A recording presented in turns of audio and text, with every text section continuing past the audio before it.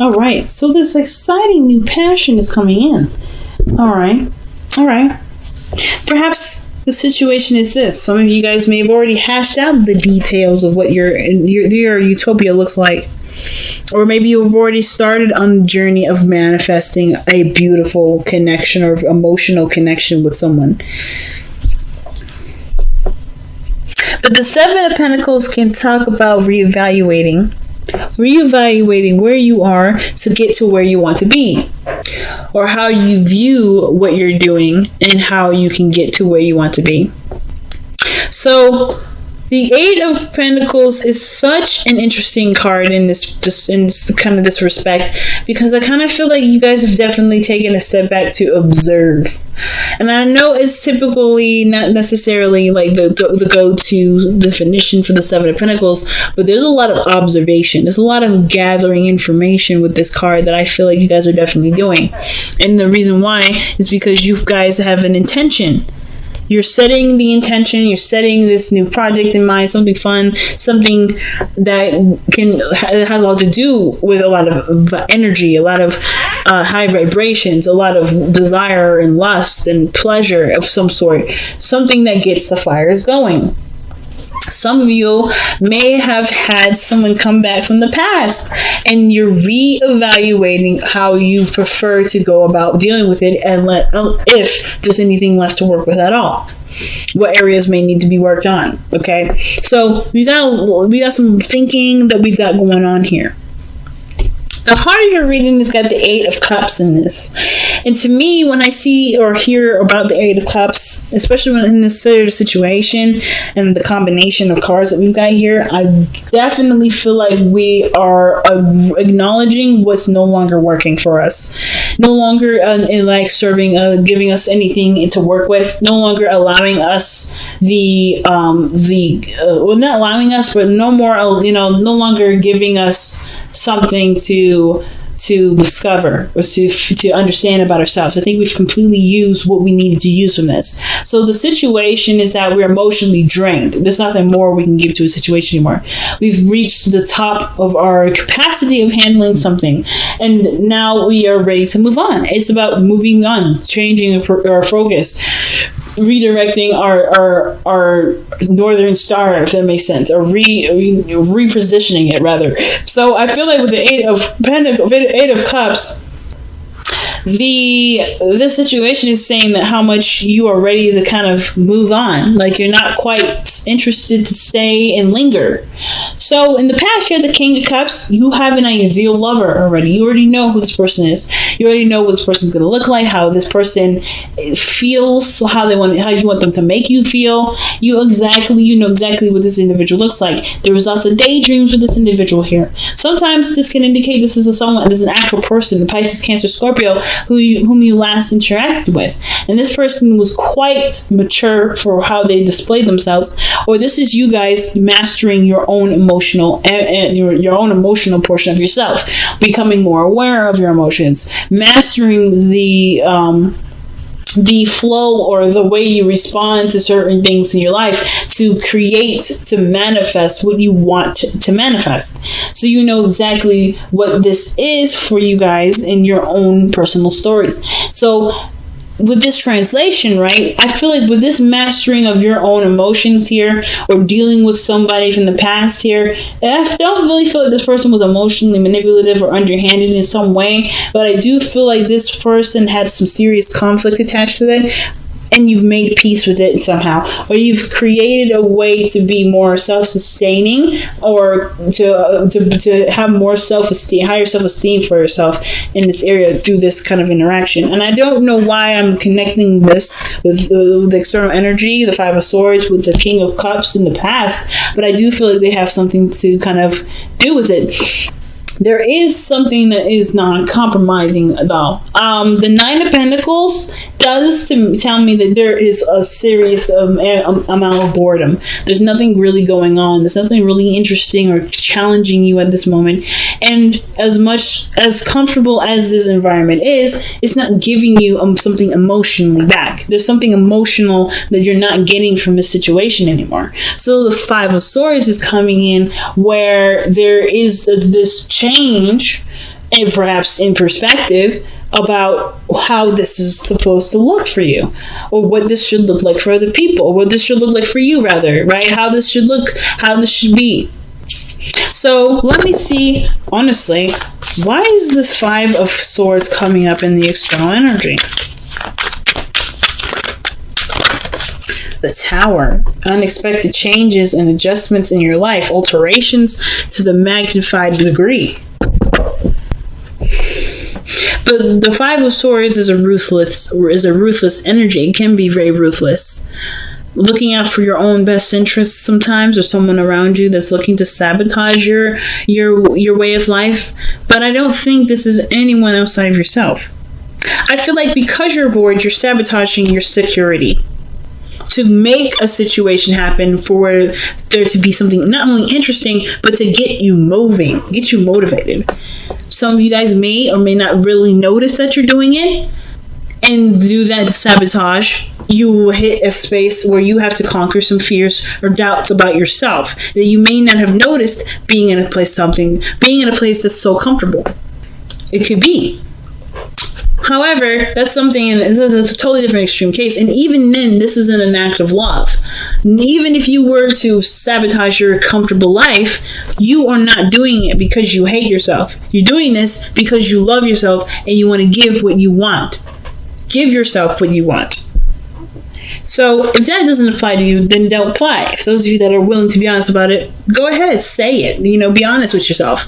This is a situation I'm trying to get out of, and I'm doing it in a way that will definitely get me out of it, but it may not feel necessarily as ideal as I'd like it to, because it may cut ties with people, it may cause problems, we may argue, we may no longer be friends, we may have nothing to do with each other at the end of it, but I needed to do it to set myself free, to break myself out of this gilded cage that I have put myself in, to heal myself and to love myself in ways that I didn't think I could. And it's okay. But the situation for me, though, with the Nine of Pentacles, isn't necessarily about seeing yourself as trapped, because I don't think you're trapped. And I don't think you see yourself as trapped, but you do feel like your lifestyle is in a situation where it's set and it can take you places financially, but never anywhere emotionally. So does that mean you just completely change that whole lifestyle up? Not necessarily. You can, there's something else you can do without having to cause serious uprooting of your life. And I feel like that's where the Ace of Pentacles comes in. What new engagements or parties or projects do you want to start? What other things do you want to begin? Because if you're too bored for too long, you're gonna get creative. Oh, Gemini, I'm just gonna say this straight out. You're gonna get really creative, and you're gonna start coming up with ways to make yourself do things that you never would think yourself would do, and then it's gonna feel like, it's just a lot to overcome. You're gonna survive that too. Whatever you decide to do, either way is the right way. It's just about whether or not you want to control that way consciously or not control that way subconsciously, or control that way subconsciously. And subconsciously, sometimes we don't see that shit coming. And I can tell you on a record of times, anytime I've sabotaged myself, it was me doing it to me because I didn't notice, and I was protecting myself from failure, protecting myself from the fear of losing or fear of doing something bad. This may not apply to everyone, I'm just going to say straight out. And if it does, this is not a judgment. This is not a judgment whatsoever. This is legitimately just stating what I'm seeing here as a method or as a form of facts, not a judgment. Because like I just told you, I do the same BS myself, okay? The same thing. But I feel like instead of uprooting your entire life or trying to change something drastic in yourself, in your environment, because you're not mad at the area, you're just not getting anything out of it anymore. Emotionally and like financially and everything, you're comfortable, you're set. I don't think anybody wants to ever be struggling again. And I don't think you're struggling. I think you're good. And I feel like you want to maintain this but have something interesting going on. Which is why you're seeing the Seven of Pentacles coming up. You've done what you need to do. You're in a comfortable space. What else do you need to do? Incorporate something of great value in your life. You're in a comfortable utopia. You're in a comfortable place in your life. This doesn't necessarily have to change. If you wanted to change, you definitely could start from scratch. It's telling you to do it anyway. But if it's not necessarily the route that you are necessarily trying to go into, perhaps taking something up that's still big, so still gets you moving, that still increases your interest by going after what you are trying to feel. That's best associated with something that you can do now. Okay, so that's what I got going on here. That's what I feel like is happening. I feel like that's the advice, and I feel like you guys are already trying to figure out what to do now. Some of you guys are like, yeah, I'm ready to do something new, something I can actually enjoy, something that I feel is worth my time and energy, that I don't see as work.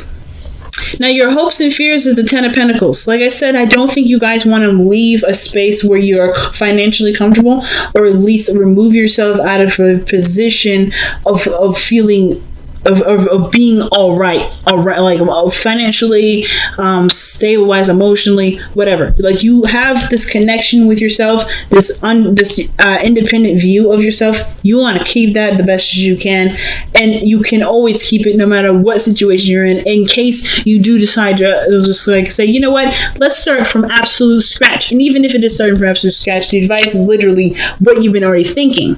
But again, if this is not what you want to do, if you want to go ahead and start doing something different, but kind of maintain the same sort of stature, then you can do that. And I feel like it starts by looking at what you want to feel. The Four of Cups. What do you want to feel, Gemini? Super important. Do you want to feel fulfilled? Do you want to feel successful? Do you want to feel helpful? Do you want to feel accomplished? Do you want to mean something of great? Do you want to not mean something of great value to yourself? Which that's still a valid one to go down. Do you want to, see how you are in this art form or in this sort of field of work?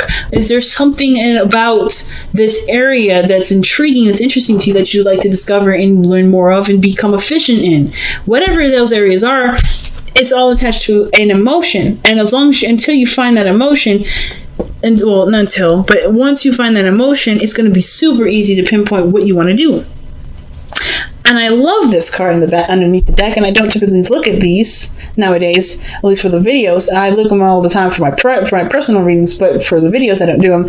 But the card underneath here is Wheel of Fortune. You have a new opportunity coming in, but this is your new opportunity to do something completely different, to enrichen yourself in another way. It's a change of luck. So this is a pretty big transformation in your life, really big change that's coming in your life anyway. Okay, the tribe. Okay, all right, okay. I feel like there's people around you that are willing to help you. There are people around you that are willing to help you.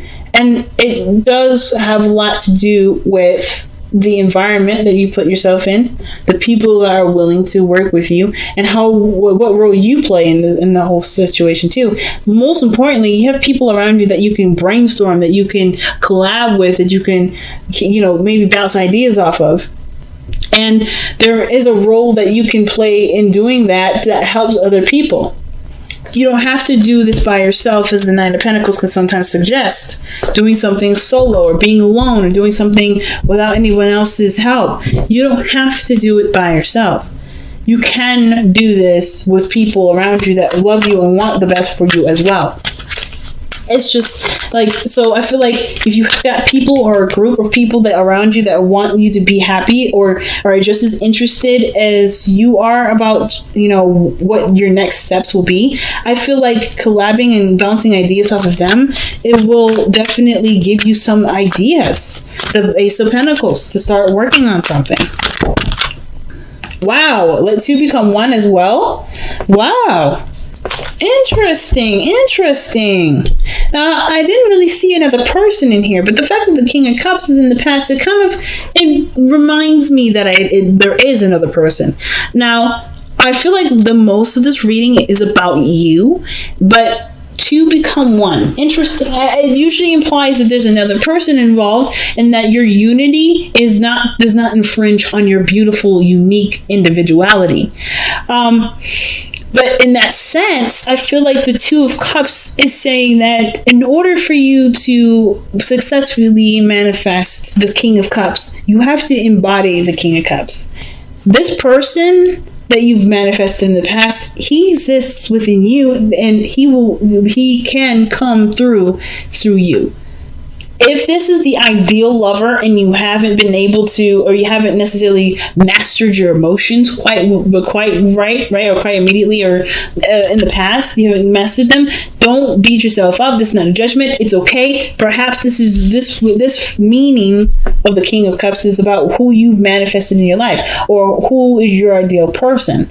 You have an idea, you have a desire in which you have surrounding a person, or what your other half may be for you.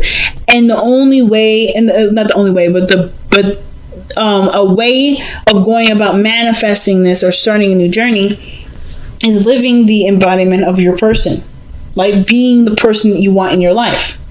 That does mean self-love, self-care, paying attention to your emotions, being emotionally considerate. But this biggest thing is that in order for there to be two, there first must be one. And I feel like that one is you. You have to be who the King of Cups is. If you're not satisfied with your life, if you're not happy with how things are going, you have every ability in you to change it. Of course, I believe you know this, but the most important thing is that if you've manifested, or you've been wanting someone, if you've been desiring another person, that other person exists within you. Otherwise, you wouldn't be able to know what this person, who you wanted. And living in this person, or living as the embodiment of this person, not pretending to be someone that you're not, but to just envision, be who you want who you would want to be with, is exactly what will bring what you want.